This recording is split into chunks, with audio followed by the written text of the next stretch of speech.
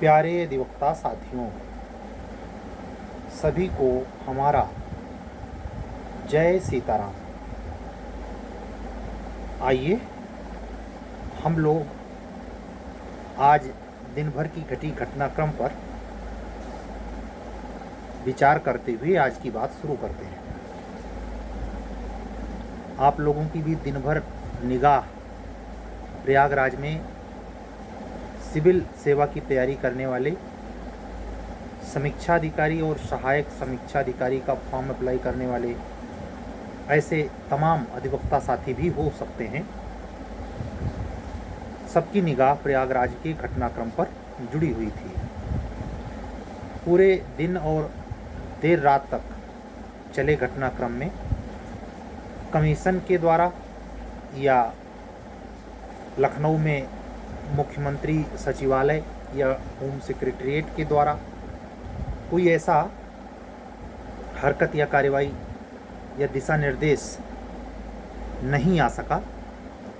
शाम के समय लगभग 8 से 9 के बीच में जो एक प्रभावी घटना देखने को मिली, उसमें जिला अधिकारी प्रयागराज का घटनास्थल पर पहुंचना और सचिव के माध्यम से यह सफाई देना कि हमने जो नियम बनाए हैं 2 शिफ्ट में एग्ज़ाम होने के, वो परफेक्ट हैं, हम पारदर्शिता का पूरा ख्याल रखेंगे इत्यादि। वह सिर्फ जिलाधिकारी नहीं बोल रहे थे, वह लोक सेवा आयोग के अध्यक्ष समेत पूरी सरकार की सत्ता लाभी बोल रही थी। मुख्यमंत्री खुद बोल रहे थे। आप जानते हैं, जनप्रतिनिधि के हैसियत से जैसे अपने संसदीय या विधानसभा क्षेत्र से विधायक और सांसद प्रतिनिधि होता है, वैसे प्रशासनिक अमले में जिला कलेक्टर मुख्यमंत्री का जिला स्तर पर एक हरकारा होता है। जब चाहे बगैर कारण बताए मुख्यमंत्री उसको एक जगह से दूसरे जगह ट्रांसफ़र कर सकता है। तो जो मुख्यमंत्री, विधायक, सांसद, मंत्री की अभिरुचि अपने जनता में होती है, स्वभावतः उनका हित जुड़ता है। वही हित मुख्यमंत्री बन जाने पर अपना हित जिलाधिकारियों से जुड़ता है, कमिश्नर से जुड़ता है, सारे अधिकारियों से जुड़ता है। ऐसा हो ही नहीं सकता कि आज के डिजिटल युग में मुख्यमंत्री कहीं भी हों, कहीं भी भाषण दे रहे हों, 1 माइक्रो सेकंड नहीं लगेगा सर, ये बात है, तुरंत वाकी टाकी पे ऑनलाइन हो जाएंगे। तो ये पूरे घटनाक्रम पे तो निगाह है ही, सरकार भी इसको देख रही है, इसका नफ़ा नुकसान। बच्चे स्वभावतः, खास करके प्रयागराज के बच्चे जो बाहर से आए थे उनकी बात नहीं कर रहा, लेकिन जो प्रयागराज की 80% से ऊपर की भीड़ थी, अच्छी खासी संख्या में भीड़ बच्चों ने इकट्ठा करी, उसको प्रयागराज के बच्चों का स्वाभाविक है शाम के समय खाना बनाना खाना। हर वक्त बच्चा स्विगी, जोमेटो या ऑनलाइन खाने के भरोसे नहीं रह सकता। खाना खाने बाने पिलाने के लिए रात में निकल गया हो 10 बजे, भीड़ कम हो गई। तो इससे आंदोलन में जो एक प्रेशर होता है उसमें थोड़ा कमी आई। ये बात आप लोगों को शायद उतना व्यवहारिक रूप से समझ में नहीं आएगी अगर आप केवल ऑनलाइन रील या फैक्स मैसेज या यूट्यूब पे न्यूज़ देख रहे हैं। ये प्रत्यक्ष चश्मदीदों की जो बातें हैं वो देखकर मैंने आपसे साझा की 5 मिनट में। आइए अब बात महत्वपूर्ण बिंदु पर करते हैं। क्या संभावना दिखती है? संभावना अभी भी टेस्ट की है और आप एक बार फिर हंसेंगे, लेकिन अगर ठहर कर, थमक कर, सच्चे ढंग से सोचें तो आपको ये समझ में आएगा कि 15 तारीख से शनि भगवान मार्गी हैं, 4 दिन बचा है। 12 तारीख को दिन मंगलवार को हम 2:20 पे आपसे बातचीत कर रहे हैं। आज भी बच्चों का आंदोलन चलेगा, वो तो कहे ही हैं, अनिश्चितकालीन धरना है। जब तक कमीशन अपनी ये नोटिस वापस नहीं ले लेता, सरकार सफाई दे रही है जिलाधिकारी के माध्यम से कि ये आंदोलन भड़काया गया है, गुमराह किया गया है और कुछ चंद कोचिंग संचालकों के बहकावे में लड़के आ गए हैं। कोचिंग संचालकों के बहकावे में इतनी भीड़ नहीं आ सकती। इसका प्रमाण ढूंढना हो मुख्यमंत्री जी को, जनप्रतिनिधि को या जिला कलेक्टर को, तो अपने ही पिछले जस्ट ज़्यादा देरी नहीं 4 महीना पहले जब आरओ का एक स्वतः स्फूर्त आंदोलन था जिसमें बच्चों को दौड़ा करके लाठियाँ भाजी गई थीं, उसके बाद नेताओं ने कोशिश की थी दोबारा आंदोलन को जगाने की, लेकिन कोई बच्चा गया नहीं। आपको सही माना, आपके निर्णय को सही माना कि आपने वादा किया है लोगों को अरेस्ट करने का और परीक्षा आपने रद्द कर दी है। उसके बाद भी कोशिश की गई लेकिन बच्चे इकट्ठा नहीं हुए। बच्चों में 98% को ये सही लग रहा है, मैं भी इसका समर्थन करता हूँ, अधिवक्ता उच्च न्यायालय इलाहाबाद के हैसियत से जो भी मुझे कानूनी समझ है कि ये नौबत क्यों आ रही है। आपका मूल मुद्दा यह था पर्चा लीक, और पर्चा लीक को रोकने पर ज़्यादा प्रोसेस होना चाहिए। पारदर्शिता के नाम पर यह ढिपूं क्या कर डाला। बहुत सोचने समझने की क्या ज़रूरत थी। क्या इसके पहले वो हर परीक्षा लीक हुई थी जो लगभग उत्तर प्रदेश के हर जिलों में आयोजित हुई? जिन जिलों में आप परीक्षा आयोजित करना नहीं चाहते उन जिलों के जिला अधिकारी, कमिश्नरी, जीजीआईसी, जीआईसी कॉलेज को फूंक दीजिए, समाप्त कर दीजिए। एक तरफ तो आप चाहे कितना भी पिछड़ा जिला, हम कहते हैं श्रावस्ती सिद्धार्थनगर हो, क्या जिला मुख्यालय इतनी हैसियत नहीं रख रहा है कि 2-2 घंटे के लिए 2 मीटिंग व्यवस्था स्थापित कर सके? जिले के अंदर फोर्सें नहीं बची है। ये सब मुख्यमंत्री जी को समझाना, उनसे समन्वय स्थापित करने की कमी झलकती है। मैं माननीय मुख्यमंत्री जी के उन मातहत इच्छुक चहेते अधिकारियों के प्रति असंवेदना शेयर करता हूँ, क्योंकि इनमें समन्वय स्थापित करने की कमी है। मुख्यमंत्री को ये समझाने में वो फेल हैं कि वास्तविकता क्या है धरातल पर, और इसका खामियाजा बहुत बुरी तरीके से आप उपचुनाव की छोड़िए, आप सारी की सारी सीट जीत लीजिए, सारी की सारी सीट हार जाइए, उससे विपक्ष पर कोई प्रभाव नहीं पड़ेगा। विपक्ष के पास ऐसा कुछ नहीं जो नुकसान में हो जाए। आपका बने या बिगड़े इससे भी कोई फर्क नहीं पड़ता। 2027 का इलेक्शन ज़्यादा दूर नहीं बचा है, 24 बीतने को है, 25 लग जाएगा। 2 साल बाद 26 बीतते बीतते इलेक्शन की सुगबुगाहट हो जाती है। उसको बनाने और मिटाने का ये समय चल रहा है। मेरा व्यक्तिगत मानना है मुख्यमंत्री को व्यक्तिगत हस्तक्षेप करना चाहिए। पिछले बार भी मैंने मांग किया था कि जो ये लॉबी है, ये उसको जैसे इस मसले को यहाँ तक लाने की नौबत नहीं आने देनी चाहिए कि बच्चे आंदोलन करें, सुबह से शाम तक वहाँ इकट्ठा हो जाएं और इसकी आउटपुट इनपुट प्रशासनिक स्तर पर मुख्यमंत्री की छोड़िए, सचिव की छोड़िए, एडमिनिस्ट्रेटिव लॉबी को छोड़िए, जिला कलेक्टर को छोड़िए, ये कमीशन के अध्यक्ष को कैसे इसका पूर्वानुमान नहीं है? क्या पेपर नहीं पढ़ते हो? क्या उनको ये दरकार नहीं है? कैसे एडमिनिस्ट्रेटिव ऑफिसर हैं कि उनको ये तक पता नहीं है कि इसका परिणाम मुख्यमंत्री पर क्या पड़ सकता है? क्या वो अपनी सूझबूझ से मुख्य सचिव को समझा नहीं सकते? या मुख्य सचिव को अगर समझा नहीं सकते तो रिजाइन नहीं दे सकते? रिजाइन देना भी एक आर्ट है, सही वक्त पर रिजाइन देना कि हमारी बातें मानी नहीं जा रही हैं, जनता आपके पक्ष में खड़ी होगी, पब्लिक आपके पक्ष में खड़ी होगी।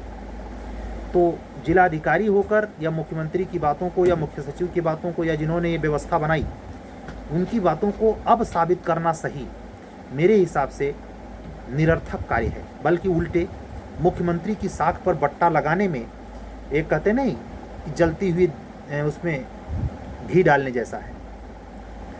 अगर तनिक सी बुद्धि विवेक बचा है, प्रशासनिक समझ है, लॉ एंड ऑर्डर की समझ है, तो बच्चों की ये मांग यहाँ तक नौबत आए ही नहीं, तत्काल अर्ली मॉर्निंग नोटिस आनी चाहिए।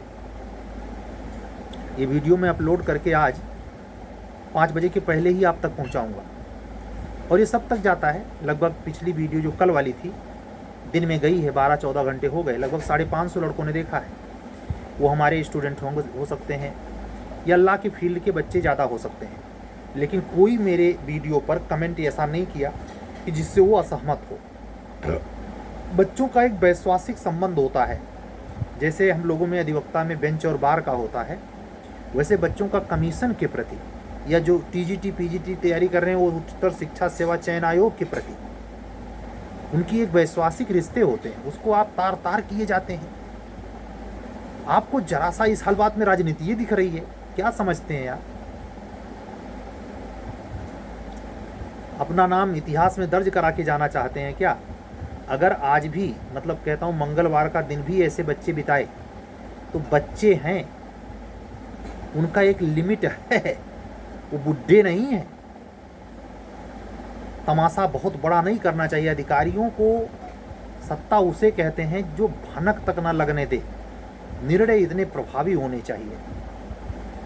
शुक्र इतने था कि सुबह बच्चों पर एक किसी पुलिस अधिकारी का वीडियो वायरल हुआ जो दौड़ा रहा है। थोड़ा बहुत धक्का मुक्की या थोड़ा बहुत वो टाइप का हो सकता है, भीड़ है, लेकिन ये सनद रहे इस समय 27 के इलेक्शन को, उपचुनाव की बात नहीं कर रहा, अगर ऐसा एक भी कृत्य जिसमें बच्चे हताहत होते हैं या खुदा न खास्ता किसी बच्चे को कुछ होता है तो इसका जिम्मेवार वो पुलिस वाला नहीं झेलेगा, या वो स्पेशल कोई पुलिस अधिकारी या कांस्टेबल इसके लिए जिम्मेवार नहीं होगा। सीधे मुख्यमंत्री तक इसके रगड़ में आएंगे।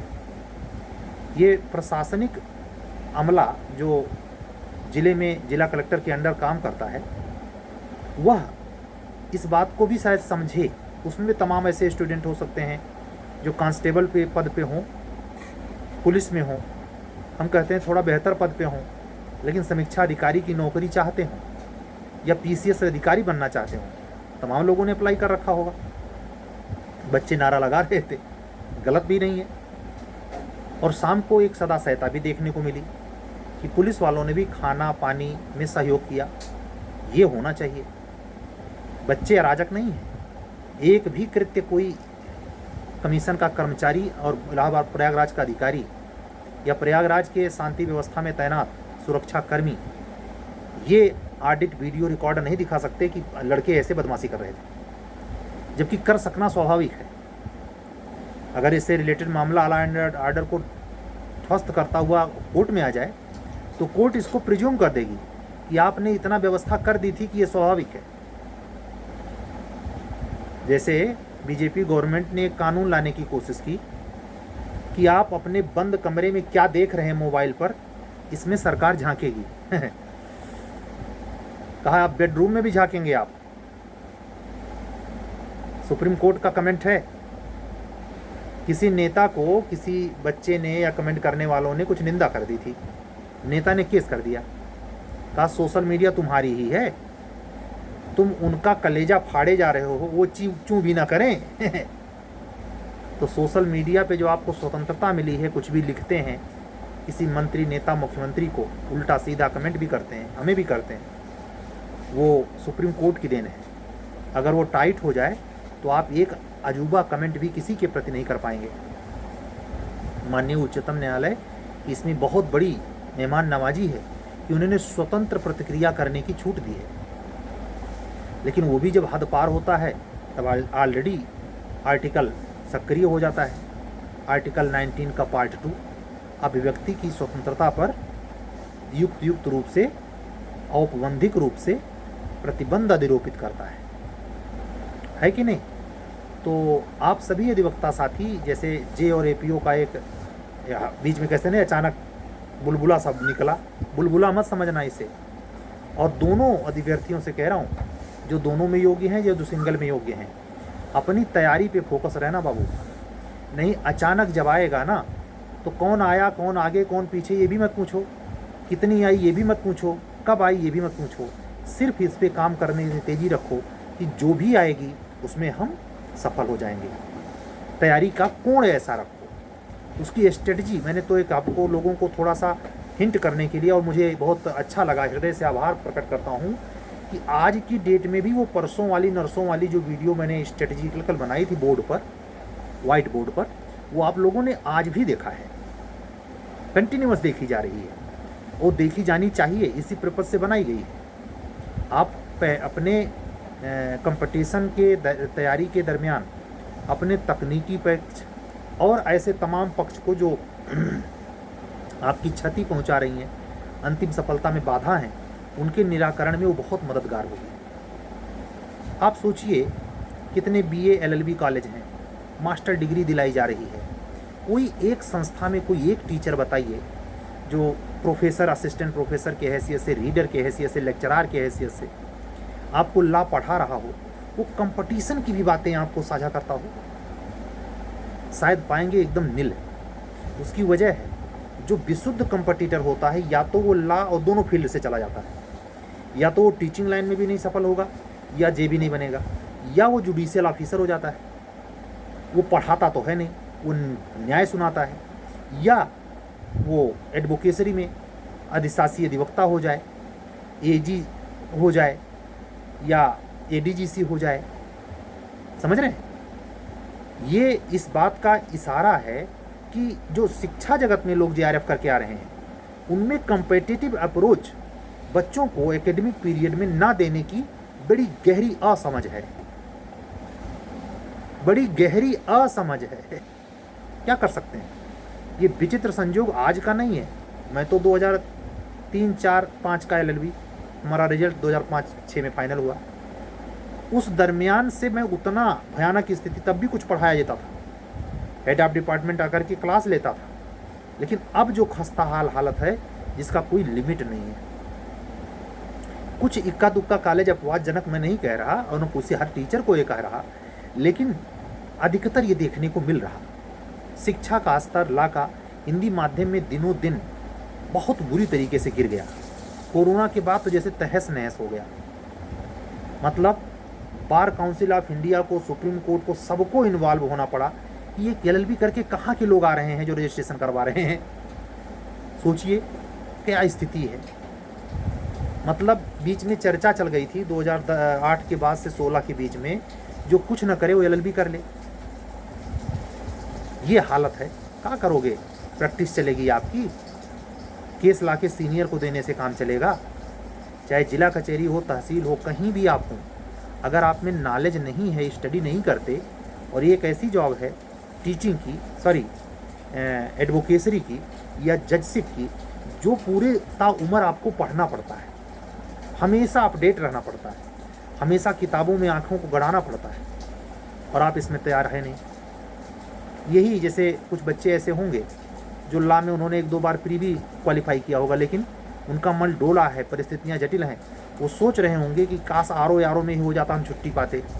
तो ऐसे लोग प्योर एलएलबी के लोग नहीं हैं, भले उनके पास डिग्री है, रजिस्ट्रेशन भी करवाए होंगे, वकील कहलाते होंगे, लेकिन वो प्योर वकील नहीं। प्योर वकील वही जो टोटली लॉ पर समर्पित है, कानून की बारीकियां समझता है, प्रैक्टिस से अनुभव युक्त है, सीनियर जूनियर इधर उधर के सोसाइटी में, कचहरी के वातावरण में पका पकाया इंसान है।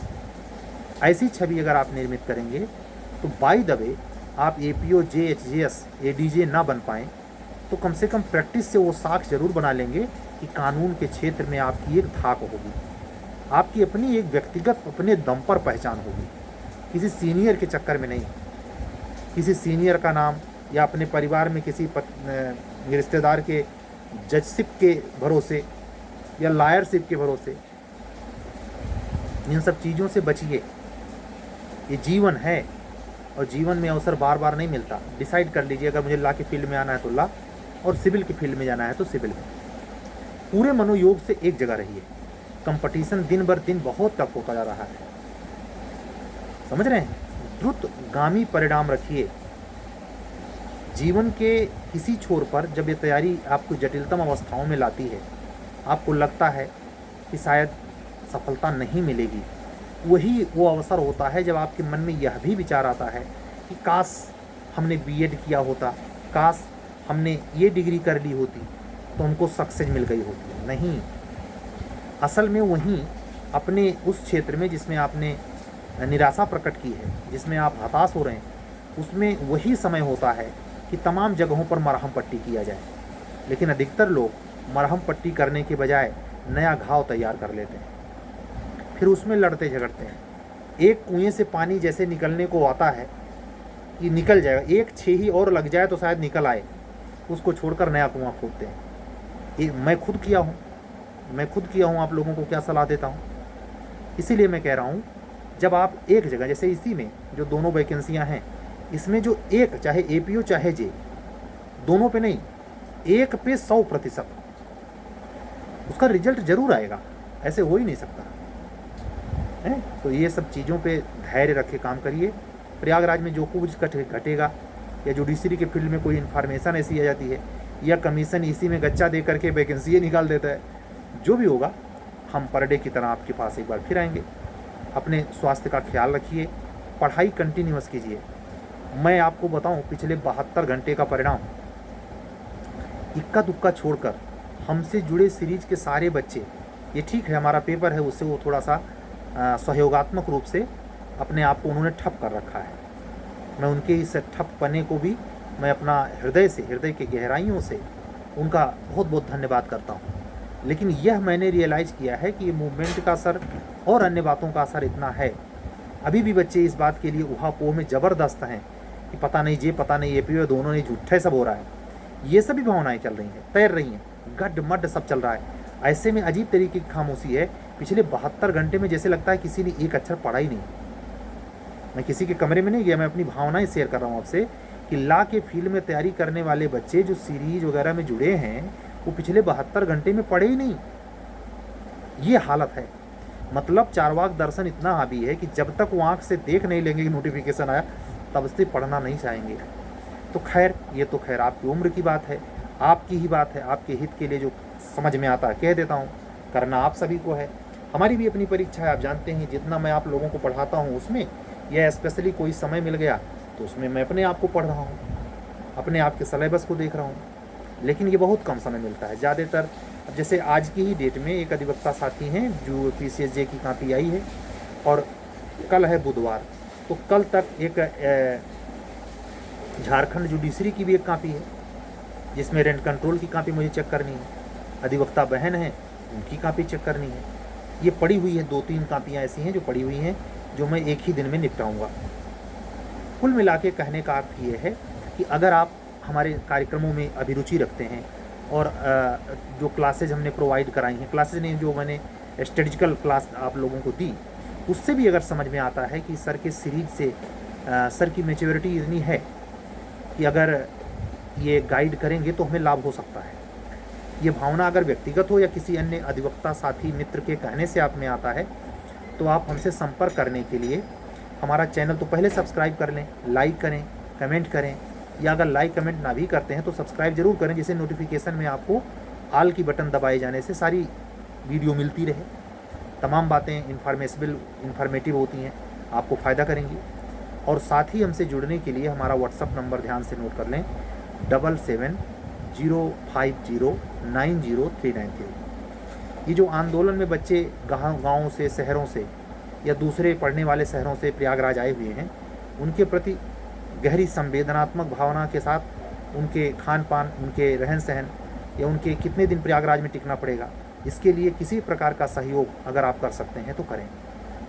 किसी भी प्रकार का एक धर्म कार्य है, एक बच्चों का ये किसी कीमत पर ठगी विद्या नहीं है, या किसी की प्रेरणा से नहीं बच्चे इकट्ठा हैं। सब बच्चों का अपना आहित दिखाई दे रहा है, इसलिए सब बच्चे एक हो गए हैं। आज का वो समय नहीं है कोई नेतागिरी करके बच्चों को इकट्ठा कर देगा। समझ रहे हैं, ये अधिकारियों को भी समझना होगा। और मुख्यमंत्री जी को मैं बार बार कह रहा हूँ, पर्सनल हस्तक्षेप करना होगा, कमीशन का दौरा कर लें एक बार, और जो स्थिति है इस पर एक बड़े एक्शन की दरकार है। अगर बड़ा एक्शन समय रहते नहीं हुआ तो इसका परिणाम भी निश्चित होगा। कथन का कारण होता है, घटना कारण समेत होती है, कोई भी घटना अकारण नहीं होती। कारण का सिद्धांत दर्शन शास्त्र में यही कहता है। आप सभी अधिवक्ता साथियों को यह सुझाते हुए कि कुछ अधिवक्ता साथी यह भी कंफ्यूज हैं कि शायद यूपी हायर जुडिशरी की डेट के बारे में कुछ निश्चितता नहीं है। ये स्वाभाविक है।